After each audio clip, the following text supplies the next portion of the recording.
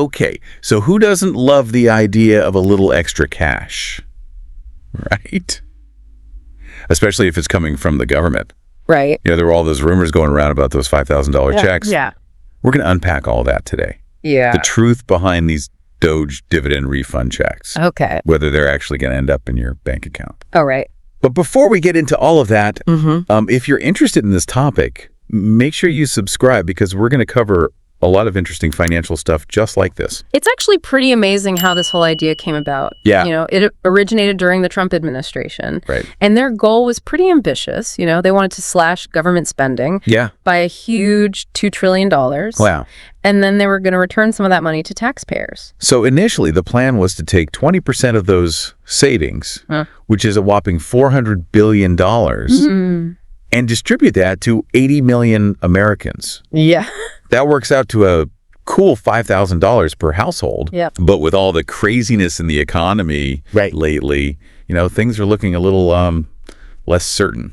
Yeah, no, you're absolutely right. I mean, the economic landscape has definitely been shifting, hasn't it? Yeah. We've seen so much market volatility recently. Yeah. Fueled by all these trade tensions and, fears of a recession. Right. And even Tesla. I mean, talk about a company that seemed to be, kind of immune to the dips in the market. Yeah. They lost a staggering $125 billion in value. Wow. In just one day.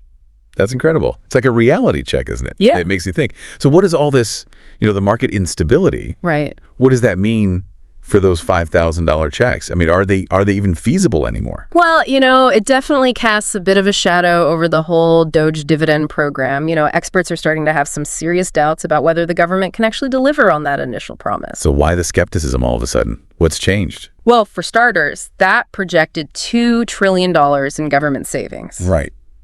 It's starting to look a little too optimistic, don't you think? Yeah. Experts are now saying that a more realistic figure might actually be somewhere between $500 billion to $1 trillion. So still a lot of money, but significantly less. Significantly less. Right. So that means smaller checks. Potentially. But are there other things contributing to this change of heart among experts? Absolutely.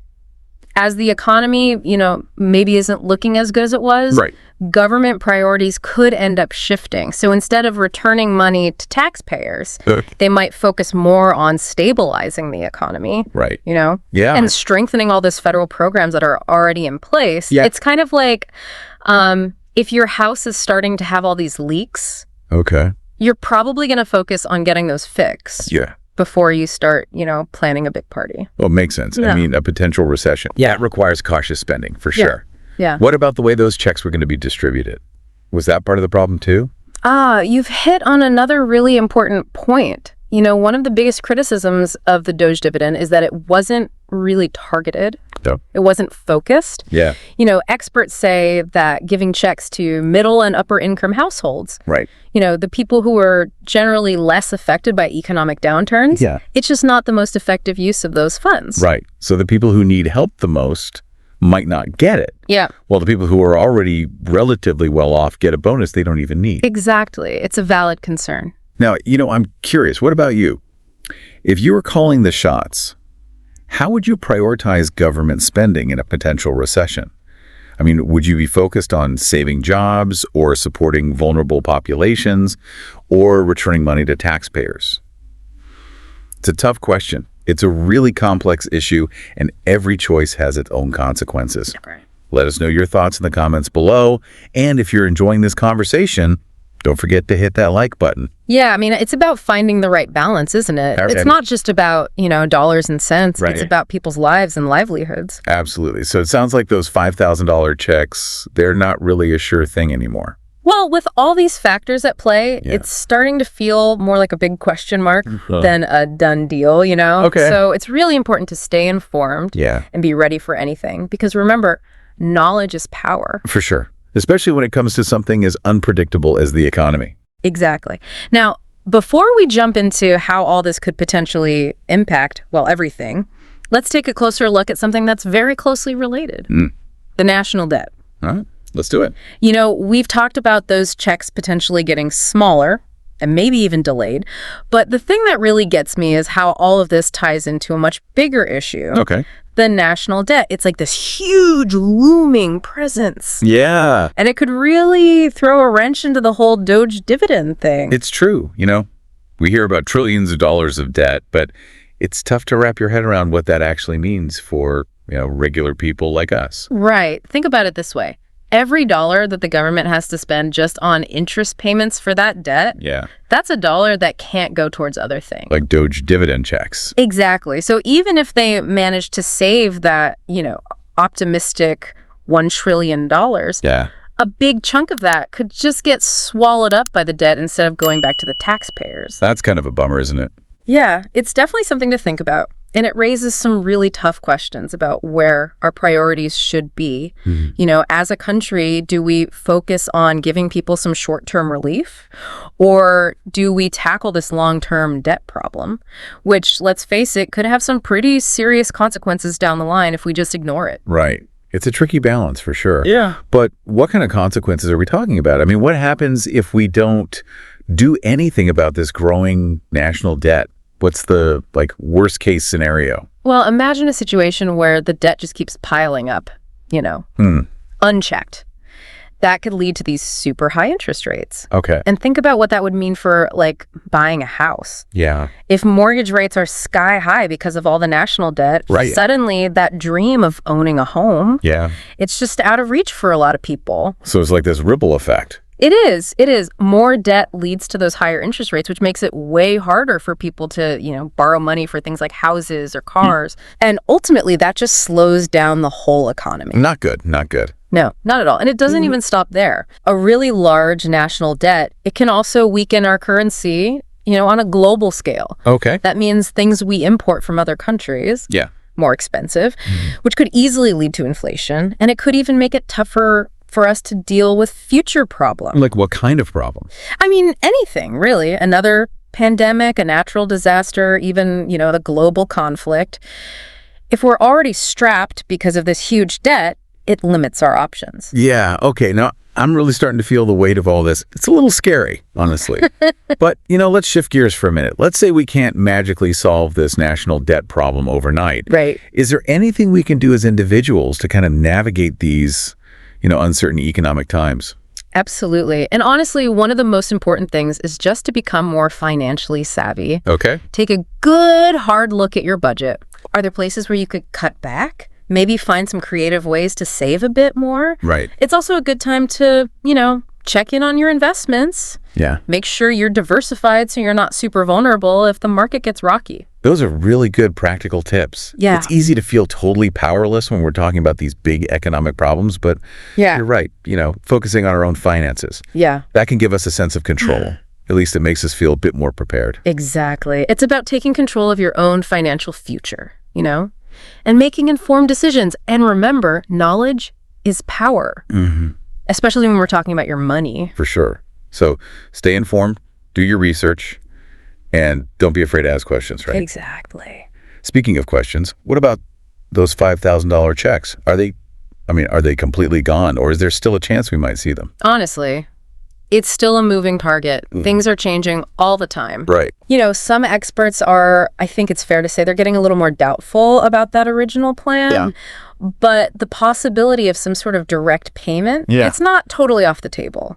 So we kind of just have to wait and see. Yeah, I think that's the best approach for now. And while we're waiting, I think it's wise to, just manage expectations. Maybe you don't go spending that $5,000 just yet. Right. Don't count your chickens before they hatch. Yeah. So what are some smart things people can do, financially to get ready for whatever happens next? That's a great question. I think instead of focusing on that potential windfall that might not even happen, right, the best thing to do is really focus on building a strong financial foundation. Okay. And that means Yeah. creating a budget that actually works, getting a handle on any debt you have, and looking into investment options that make sense for your goals, long-term goals. So it's about being proactive. Yeah. Taking those steps to feel secure in your finances, no matter what happens with those checks. Yeah, absolutely. And here's where things get even more interesting. Okay. There's this growing debate about whether those checks, even if they do happen, are really the best way to handle the economic problems we've got right now. So it's not just about whether we get the money, but how it's used. Exactly. What are some of the arguments against, just giving everyone these checks? One of the big concerns is that just handing out money might not actually address the real problems, the root of the economic hardship that people are facing. It's kind of like putting a Band-Aid on a broken bone, It might help a little bit in the moment, but it doesn't actually fix anything. So while direct payments can be helpful in the short term, some people are saying they're not a long-term solution. That's right. They don't really get at the underlying issues. Some economists believe that it would be much more effective to invest in long-term solutions, things like job training programs, infrastructure improvements, affordable housing, these things that actually give people a chance to thrive in the long run rather than just giving them a one-time boost. That makes sense. It's about investing in strategies that create a more stable economy for everyone, right? Exactly. Not just quick fixes. So are there any other arguments against those direct payments? Another worry is inflation. If everybody suddenly has a bunch more money to spend, but there aren't any more goods and services to buy, prices are going to go up. Yeah. It's basic supply and demand. Right. So it's a tough situation. The government wants to help the economy, but they don't want to trigger these crazy price hikes. Exactly. It's a tough balance to strike. And then it raises the question of who actually benefits most from these payments. Some people argue that instead of giving everyone a check, it would be better to focus on targeted aid. Okay. So helping the people who are really struggling to get by, instead of spreading the money out so thin that it doesn't really make a big difference for anyone. So focusing on those who need it most. Exactly. Think about things like unemployment benefits, right? Food assistance programs, housing subsidies. Those are designed to provide a safety net for the people who are most vulnerable when times are tough. It's about making sure that help gets to the right people and that those resources are used in a way that really makes a difference. Exactly. And this is where I'd love to get your take on things. Okay. If you were in charge of all of this, how would you decide where the money goes? Would you go with those broad checks that everyone gets? Yeah. Or more targeted aid? Right. Or maybe some kind of combination? It's a tough decision. There's no easy answer, but we'd love to hear your thoughts in the comments. Let us know what you would do. It's a really important conversation to have, and it shows how important it is to be informed and engaged. We all have a role to play in shaping the policies that affect our lives. It's pretty amazing how this whole Doge dividend thing has turned into this much bigger conversation about, economic policy and personal finance. Yeah, for sure. It's like we've all been taking this crash course in Economics 101. Yeah, exactly. It's actually really great to see so many people engaging with these, complex issues and thinking critically about the choices we have to make, as a country. And whether or not those $5,000 checks ever actually show up, I think this whole debate has been a good reminder that financial literacy is so important. Absolutely. The more we understand how the economy works, the better we can manage our own money and advocate for policies that benefit everyone. I completely agree. Financial literacy gives you the power to take control of your own financial well-being, understanding those basic concepts. Budgeting, saving, investing, managing debt, all of that. It's so crucial for navigating, everything these days. Yeah. So even if those checks don't come through, this whole Doge dividend thing has been a wake-up call for a lot of people to get their finances in order. For sure. But let's circle back to those checks for a minute. What's the latest? Are they still even a possibility? Well, it's still a bit of a waiting game, to be honest. Things could change pretty quickly. Right. But I think it's fair to say that experts are getting a bit more cautious. Yeah. They're now predicting smaller checks, if we get them at all, and there could be some delays. Remember, the economy is a moving target. So those rumors about a $5,000 windfall, maybe we shouldn't get too excited just yet. Yeah, I think that's a good idea. But you're saying it's not totally impossible. Not entirely, no. But it's really important to be realistic about this. Right. And not start making big financial decisions based on the idea that, those checks are a sure thing. No spontaneous shopping sprees just yet. So what should people do while we wait to see what happens? Any advice on how to make the most of their money right now? That's a great question.